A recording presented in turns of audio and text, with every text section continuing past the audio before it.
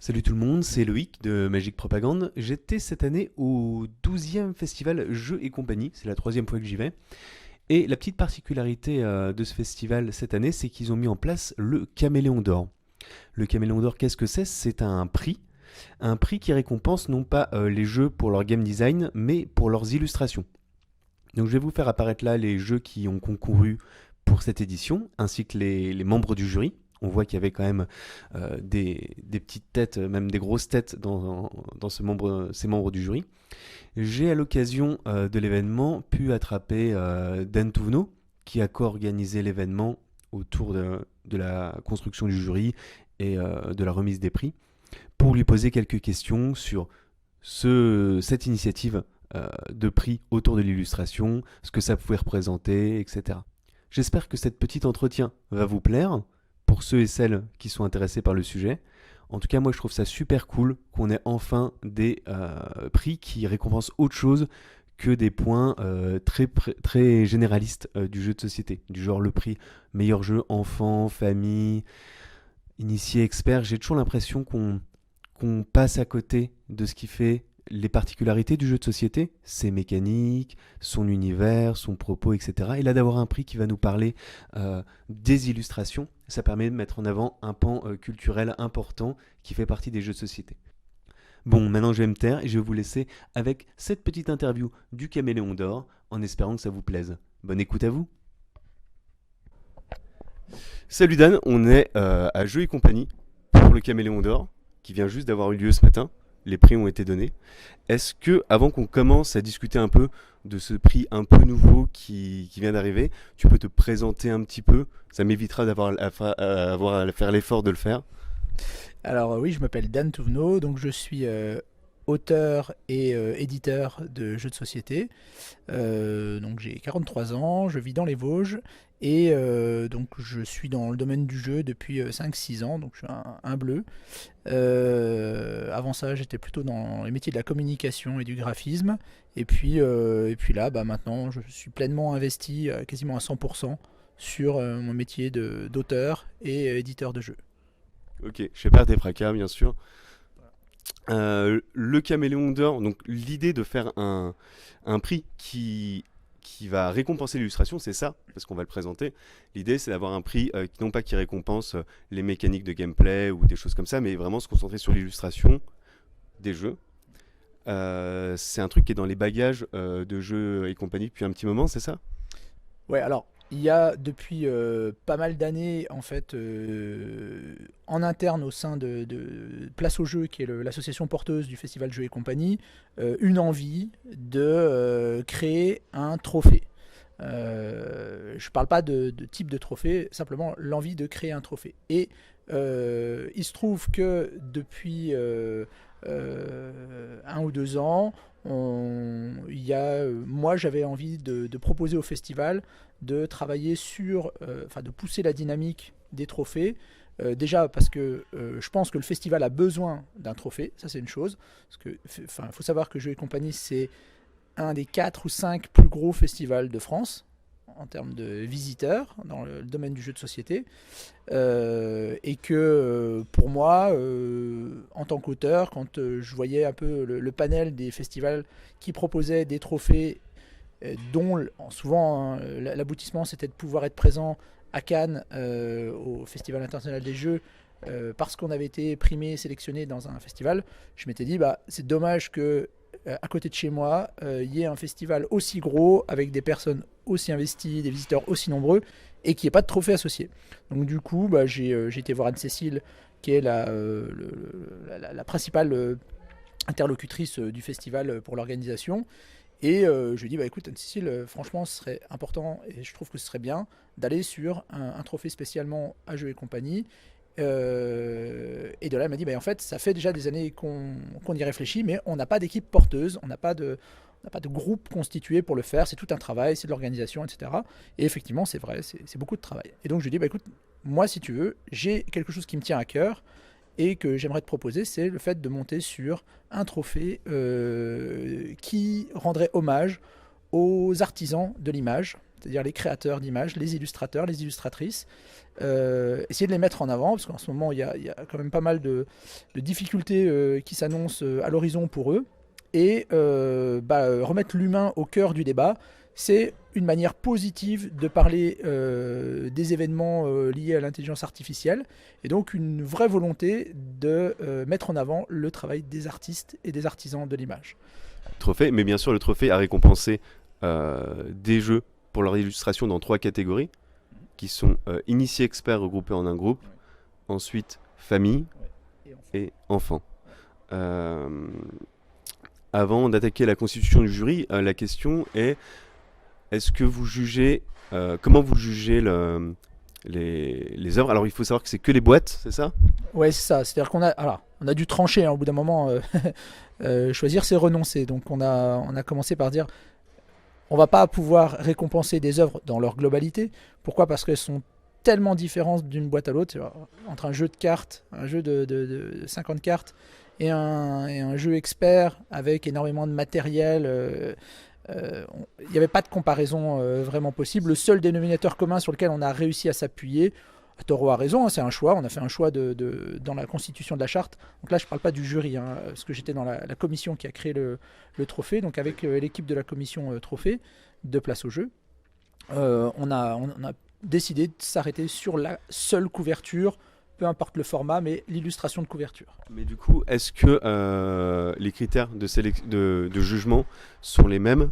Vous utilisez les mêmes pour une boîte initiée ou familiale? Vous allez juger les œuvres par rapport aux mêmes critères, ou il y a des dissociations? Alors, il y a forcément des différences qui sont faites. Alors déjà, sur les trophées attribués, il y a 5 trophées au total, hein. Il y a le trophée sport dont on vient de parler. Il y a 3 trophées qui sont attribués, en tout cas pour cette édition, qui étaient attribués par les membres du jury au jeu en tant que tel, hein. On ne l'a pas attribué à l'éditeur, à l'auteur, à l'illustrateur, on l'a attribué au jeu. Après, ils se débrouilleront entre eux pour savoir qui récupère le trophée et qui affiche le macaron ou pas. Donc il y a 3 trophées décernés par les membres du jury, les 5 membres du jury. Et puis il y a un 5e trophée. Là, c'était vraiment, on voulait montrer l'impartialité de la démarche. Enfin, l'impartialité, c'est forcément très subjectif, mais en tout cas, de dire, c'est pas nous qui allons arbitrer c'est quoi le beau jeu de l'année, parce que ça veut rien dire de toute façon. Nous, on a élu des jeux, mais en fait, un autre jury aurait élu vraiment totalement d'autres jeux. Ils en auraient sélectionné d'autres. Voilà, il y a pas, c'est pas un trophée qui dit c'est le plus beau jeu de l'année. Non, c'est le jeu qui est sorti du lot parmi un pool de jeux qui ont été trouvés, vus, spotés par les membres du jury et par les candidatures. Et c'est celui-là qu'on a déterminé comme étant celui qui avait notre préférence, mais c'est très subjectif, on parle d'art, donc vraiment, c'est pas le plus beau jeu, c'est celui qui nous a le plus touché. Nous, ce qui nous importait, c'était de mettre en avant tous ceux qui nous ont vraiment parlé, et puis si on avait pu, on aurait montré tous les jeux, mais sauf qu'à un moment, il faut bien faire une sélection. Du coup, comme on a ces 3 catégories qui sont classiques dans le... Hop là, ça fonctionne ça. Oui. Comme on a ces 3 catégories qui sont classiques dans le monde du jeu de société, qui sont discutables mais qui sont classiques, qui sont d'abord, d'habitude, elles sont connectées au fait que le jeu soit accessible ou non pour les joueurs, et c'est pour ça qu'il y a ces catégories. C'est un peu comme un catalogue, c'est très commercial au final. Mais quel était l'intérêt du coup? Éclaire-moi sur pourquoi reprendre ces catégories alors qu'on parle d'illustration de jeux de société. Alors la principale raison, c'est qu'en fait on est sur un festival familial, et donc du coup dans la mesure où on voulait à tout prix que le public soit l'arbitre final des choix, il fallait qu'il y ait de la diversité dans les œuvres proposées pour le vote du public. Et donc pour qu'il y ait de la diversité, il fallait qu'il y ait de la représentativité. Il fallait que les joueurs enfants, les joueurs familial plus et les joueurs experts se sentent représentés dans la sélection des 9 nommés par le jury. Donc ça, c'est la première raison. Et puis après, c'est toute la subjectivité de l'art. faut vraiment aller taper large et donc du coup reprendre le spectre des familles, enfants, experts, etc. C'était aussi une manière pour le public de dire bon voilà, c'est facile à repérer, c'est aussi des catégories qu'ils connaissent, ils savent qu'effectivement quand on va évaluer une illustration enfant, même si l'esthétique me fait pas penser à un enfant, enfin à un jeu pour enfants, je peux justement estimer qu'elle n'a pas sa place parce qu'elle n'est pas assez, elle est trop mature ou pas. Voilà, c'était le fait de mettre dans une catégorie permet aussi à la personne de dire pour ce public-là, l'illustration est bien. En fait, on ne juge pas si une illustration est belle ou pas. C'est très subjectif. Ce qu'on va dire, c'est est-ce qu'elle fait le job, est-ce qu'elle fonctionne pour la cible qui est visée. Donc nous, tu me posais aussi tout à l'heure la question de comment on fait des sélections. C'est aussi ça, c'est-à-dire que quand on va travailler, on va essayer aussi de se mettre en profiler dans la peau de l'acheteur potentiel, vers lequel le cœur va tendre. C'est un des points qui nous meut quand on fait une sélection. Dans les œuvres qui étaient proposées, moi j'ai eu l'impression quand même que, en dehors de la qualité purement illustrative, très subjective, même s'il y a quand même des critères objectifs pour juger une œuvre, il y a quand même une grande part de subjectivité dans les milieux créatifs, on est d'accord, il y avait quand même aussi une équivalence de ce qu'on appelle la qualité ludonarrative dans le game design, qui est, il y a des jeux qui est dans la sélection, qui dès l'illustration, par leur mise en scène, traduisaient plus ou moins bien, mais souvent assez bien dans la sélection que vous avez faite, l'ambiance. Je pense au nominé d'enquête, le jeu familial que vous avez élu, Perspective, Ouais. où on retrouvait des éléments de composition qui sont en corrélation avec ce à quoi le jeu veut faire écho. Donc cette cohérence-là, elle était aussi présente dans votre jugement ? Oui, enfin, on ne se l'est pas mis comme une ligne de conduite, c'est-à-dire que vraiment on a pris les œuvres d'abord, enfin, on fonctionne en entonnoir, c'est pas difficile. À un moment, on peut passer un an à délibérer si on doit commencer à parler de ce qui est beau et de ce qui ne l'est pas. Donc, dans les contraintes qu'on s'est mis, c'est à la fois les œuvres qui nous parlent de manière instinctive, on se sent attiré par, et puis après, parce que ce qu'on a vu, ce que les gens ont vu, c'est 9 nommés, mais c'est pas 9 jeux qu'on a évalués, Oui, c'est beaucoup plus, et donc du coup, les 9 nommés, ce sont ceux qui nous ont le plus parlé parmi des dizaines et des dizaines dans chaque catégorie. On est d'accord que du coup, vous avez dû juger des jeux sans y jouer. Ah bien sûr, ah oui, tout à fait. Alors c'est vraiment, si ça doit être un critère, il est excessivement mineur. Parfois, il y a eu des discussions sur la cohérence entre l'illustration et le gameplay. Mais il y a peu de chances pour qu'un jeu qui est suffisamment fonctionné pour attirer les radars des gens du jury ou alors ça peut être des candidatures spontanées aussi, mais en tout cas il y a peu de chances pour que des jeux soient édités et qu'ils aient un visuel totalement à l'opposé de l'ambiance qui est recherchée dans le jeu. Donc du coup c'est très cohérent en général. Il y a des jeux qui le retranscrivent mieux que d'autres, tout de même. Oui, tout à fait. Alors, nous, on s'est attaché à se dire, fallait pas que ce soit incohérent. Okay. Voilà. Mais au-delà de ça, est-ce que ça retranscrit bien la méca ? C'était peut-être un petit plus qui peut faire la différence. Je pense à la Familia, par exemple, où effectivement, le côté mafia sicilienne, etc., vengeance des clans, etc. Donc, quand on regarde l'illustration qui a été faite sur cette couverture, on voit qu'effectivement il y a ces deux gars qui se barrent sur le scout, etc., avec la batte de baseball ou je sais plus, enfin bref, en tout cas on sent qu'il y a quelque chose, il s'est passé quelque chose, il y a un drame qui est en train de se jouer, avec en plus des couleurs assez étonnantes pour un jeu de ce type-là. Donc du coup, oui, on va s'intéresser à la fois donc au pendant narratif, mais aussi au pendant mécanique, en se disant est-ce que ça fonctionne, est-ce que c'est crédible, est-ce que c'est cohérent. Et puis des fois, il faut y avoir une petite variable d'ajustement quand on va faire un vote. On va dire ah ouais, bon, les deux là se valent, celui-là, il a ce petit plus. Mais je peux pas dire que non, pas du tout. Non. C'est d'abord un coup de cœur visuel, un jugement subjectif, et ensuite on vient intellectualiser certaines choses pour faire la différence. Il y a aussi l'originalité, c'est-à-dire à quel point l'image elle vient disrupter finalement ce qui se fait de manière traditionnelle dans le milieu du jeu de société. Qu'est-ce que ça apporte culturellement aussi. Il faut comprendre aussi que on a une volonté sur ce trophée de mettre en place un vrai prix du public d'après une sélection, faite par un jury, donc c'est subjectif, mais n'empêche que c'est quand même le public qui tranche. Force est de constater que le public n'a pas du tout suivi le vote du jury, puisqu'ils ont été sur un autre visuel que celui que le jury avait sélectionné. Plus traditionnel pour du jeu expert, l'avis du jury du coup. Tout à fait. Alors, tu nous rappelles le nom, je l'ai pas en tête. Sur le prix du public, tu veux dire? Oui, sur le prix. Alors c'est Destiny's Sourcebois, de chez Lucky Duck. Avec une illustration très carte magique, très fantasy classique. Par rapport à d'autres illustrations qui, même si beaucoup d'illustrations commencent à être un peu oniriques ou autres, là moi ça m'a vraiment étonné et je trouvais ça intéressant que le public ait massivement, parce qu'apparemment c'est ça, massivement voté pour un... Ouais, 30% des votants, à peu près, je crois, 32%, un truc comme ça. Donc sur 1000 votants, hein, c'est pas mal. Donc ça veut dire que les autres 600, 700%, 70%, pardon, se sont ventilés entre les 8 autres candidats. Donc c'est vraiment, ils ont eu des miettes. Le public a été dans le sens de cette approche artistique, parce que c'est quelque chose qui lui parle.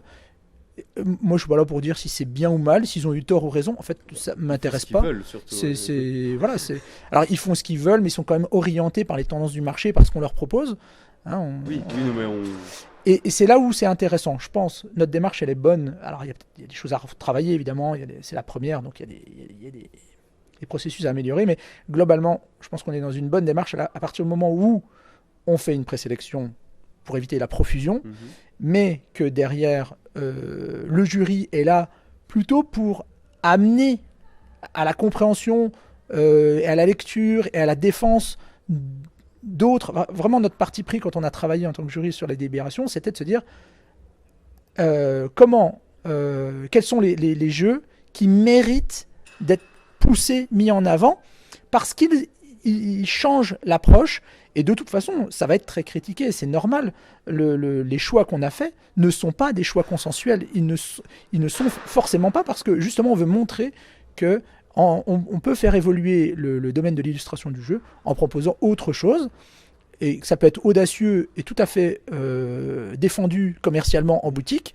Et c'est ça qui tire vers le haut, ça ouvre la palette culturelle, ça ouvre le champ des possibles pour les visiteurs, et ça c'est, enfin pour les visiteurs, pour les clients, et ça c'est chouette, parce que ça veut dire que, par exemple, on voit que sur Perspective, toute cette réflexion autour des affiches Soul Bass, justement, c'est une manière d'ouvrir. Moi, c'est vraiment pas quelque chose qui me parle à moi, mais ça m'intéresse que ce sujet soit mis sur la table pour du coup s'intéresser aux films d'Hitchcock, aux affiches des années 70, etc. On pose des références culturelles et qu'on vienne faire une proposition en fait. C'est ça.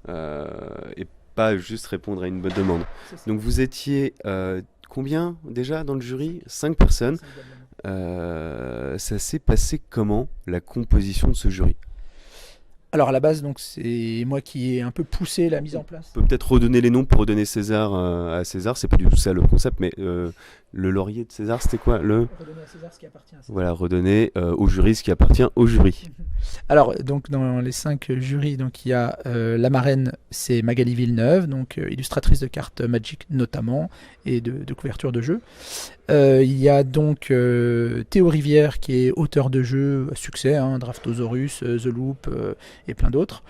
Il y a Penelope Gaming qui est Bérangère Prévost, mais qui est plus connue dans les médias sous le nom de Penelope Gaming. Elle œuvre en ce moment pour un monde de jeux notamment. Elle est jury de l'As d'Or. Elle intervient dans plein de supports médias. Il y a Gilles Francescano qui est notre membre d'honneur. Je voulais qu'on ait dans ce jury quelqu'un. Il y avait l'idée d'avoir un numéro 5 pour pouvoir faire des arbitrages, parce qu'à 4 on pouvait tomber sur des égalités. Donc à 5 il y avait la possibilité de faire je ne sais pas si c'était une bonne idée, mais en tout cas on l'a mis en place, et ça a pu fonctionner par exemple hier soir. Et en fait je voulais surtout quelqu'un qui ne soit pas forcément un illustrateur ou quelqu'un qui est dans le jeu. Alors il se trouve que Gilles a été illustrateur, il fait toujours de l'illustration, mais il est surtout aujourd'hui connu pour faire de la direction artistique. L'idée c'était d'aller chercher quelqu'un qui ne soit pas dans le domaine, qui ne baigne pas. Et d'ailleurs, effectivement, il est totalement nul en jeu, il connaît rien. Et justement, c'est ça qui nous importait, c'était d'ouvrir les perspectives. Ça aurait pu être un chef cuisinier, ça aurait pu être un architecte, ça aurait pu être n'importe quelle personne qui a une sensibilité qui nous amène à autre chose. Alors là, il se trouve que c'est quand même un illustrateur, donc. Mais on a déjà des pistes pour l'année prochaine de gens du cinéma, de gens etc., qui soient des personnalités, puis des gens, donc, bien sûr, pour faire dorer aussi l'image du trophée, mais surtout pour avoir des vraies critiques avec des avis de gens qui ont du goût ou qui défendent quelque chose politiquement ou qui ont une vision ou voilà, qui viennent nous chahuter dans notre manière de réfléchir. Et puis il y a moi, donc le 5e membre du jury. Ok. Donc ouais, c'est quelque chose qui pouvait un peu interpeller quand on découvrait le jury, de se dire tiens, c'est bizarre, il y a pas, le jury n'est pas constitué que d'illustrateurs.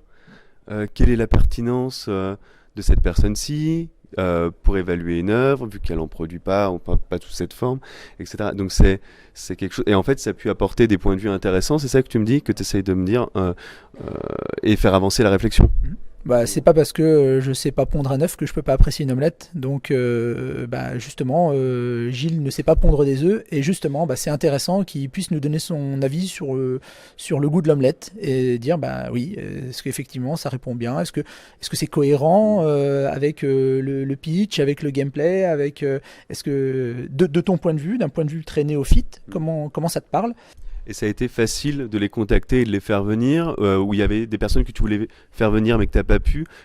Est-ce que ça a été une petite aventure ou alors tu as balancé 3 mails et c'était terminé? Entre les deux. C'est-à-dire que pour 95% du jury, ça a été fait en 2 temps 3 mouvements. Théo, c'était 2 rendez-vous, ça te dit on se voit vite fait à Paris et Ludique, oui c'est bon, hop, c'était fait. Pénélope aussi, Magali aussi. Pour Gilles c'était différent parce que j'avais en tête une personne, j'en parlerai pas parce que du coup c'est quelqu'un qui sera dans le peut-être dans le jury 2025. Bouge plus. Voilà. mais du coup on était sur quelqu'un d'autre et puis cette personne était ok mais ne pouvait pas être présente sur la temporalité du festival. Et donc du coup, on a été voir Gilles, qui était une autre personnalité qu'on aimait bien. Donc là, c'était un petit peu plus long, mais globalement, ça a été des oui francs quasiment tout de suite, avec des contraintes. Il faut savoir que quand on prend quelqu'un qui est très investi dans son métier, etc., Magali, la semaine dernière, elle était aux US, etc. Donc, alors, oui, on parle d'illustrateurs d'illustratrices, du coup, qui sont des pointures. Là, c'est une renommée internationale pour elle. Oui. Oui, et ils ont chacun des agendas. Par exemple, Pénélope est jury de l'Asdor. L'Asdor, c'était il y a 1 mois. Donc ça veut dire que elle avait plus du tout de temps avant, quoi. Voilà. Théo, c'est pareil, hein, il est très très demandé au moment de Cannes. Donc 15 jours avant Cannes, c'est impossible, on les touche plus, quoi. Donc okay. Voilà. C'est un trophée pour l'humain, pour défendre les artistes et les humains. Donc c'est ça le vrai combat à mener pour moi, il est de donner sa place, redonner sa place, valoriser, survaloriser des acteurs du monde ludique qui ont depuis toujours été utilisés, dans le bon sens du terme, pour flatter les visuels des boîtes qui font vendre. Ça, c'est vraiment une question pragmatique. On fait des beaux visuels. Pourquoi? Parce que ça fait vendre. Ouais. Hein, alors, il y a aussi des jeux dans lesquels ça a une vraie pertinence et ça, c'est immersif, etc. Mais n'empêche que le facing, la couverture de la boîte, c'est comme une couverture de bouquin. C'est le premier acte. La main, elle se tend vers ce qui est beau. On mange son assiette parce que c'est beau, avant parce que c'est bon, ou parce que ça sent bon. Ça donne envie. Voilà, on donne envie. Susciter du désir. Et ben oui, et en fait c'est un métier qui a été un petit peu, on l'a un peu négligé, je pense. Enfin, je me sens pas spécialement dedans parce que ça fait pas longtemps que je suis dans le milieu, mais en tout cas le métier n'a pas peut-être assez pris soin de ces artistes alors bien sûr ils travaillent, c'est de la rémunération, c'est du travail artistique mais rémunéré. N'empêche qu'il y a une part de l'âme qui s'échappe dans une illustration. Un artiste, il met ses tripes. Moi, je suis aussi illustrateur, donc je sais un peu ce que je fais. Je ne les vends pas, mes illustrations, parce que justement, je lâche de mon sang quand je le fais. Eh ben, il est hors de question que... Donc on va conclure. Sans l'image, mais on va conclure. Il y en a pour 30 secondes. Écoute, merci d'avoir répondu à ces questions. Et peut-être à l'année prochaine ou à ton successeur l'année prochaine pour refaire une vidéo sur le sujet, poser des nouvelles questions, voir comment ce projet évolue. Moi, et d'autres, parce que j'ai posé la question aux gens dans la salle, aux Imaginales, le public comme les auteurs, ont globalement envie de voir plus de prix qui se concentrent sur des petits aspects précis du jeu de société, plutôt que sur l'illustration. J'ai même entendu des trucs du genre, quand des prix qui parlent du meilleur deck building ou du meilleur pose ouvrier, enfin des choses très spécifiques, pourquoi pas. En tout cas, merci d'avoir pris le temps de communiquer un peu sur le sujet. Et puis, peut-être à l'année prochaine, dans les strapontins ou sur la scène, on verra. Ça marche, des bisous. Merci. Je vous affiche tout de suite les boîtes de jeux qui ont reçu le Camélon d'Or. Voilà pour cette petite interview, j'espère que ça vous a plu. Moi, j'ai pris beaucoup de plaisir à le faire. Il faut savoir que par la suite, après Magic Propagande, il est probable que je investisse davantage dans ce genre de contenu, comme la petite série pour aider les jeunes auteurs, enfin tout ce qui est attrait au backstage en fait du monde ludique. J'aimerais bien faire du contenu là-dessus. Une petite chose au passage, bien sûr, tous les sujets n'ont pas pu être abordés ici. Il y a notamment eu un concours d'illustration, c'est-à-dire qu'il y a eu une game jam la veille, et il y a eu un concours pour illustrer la boîte de jeu de cette game jam. C'est aussi un sujet très intéressant, on aura peut-être plus l'occasion d'en parler l'année prochaine. Je peux pas parler de tout, je suis obligé de choisir. Voilà, c'est comme ça. Donc n'hésitez pas à me faire des retours. Il y a encore quelques petites choses à améliorer, ça c'est sûr. Et je vous dis à très vite pour d'autres interviews. Bisous bisous.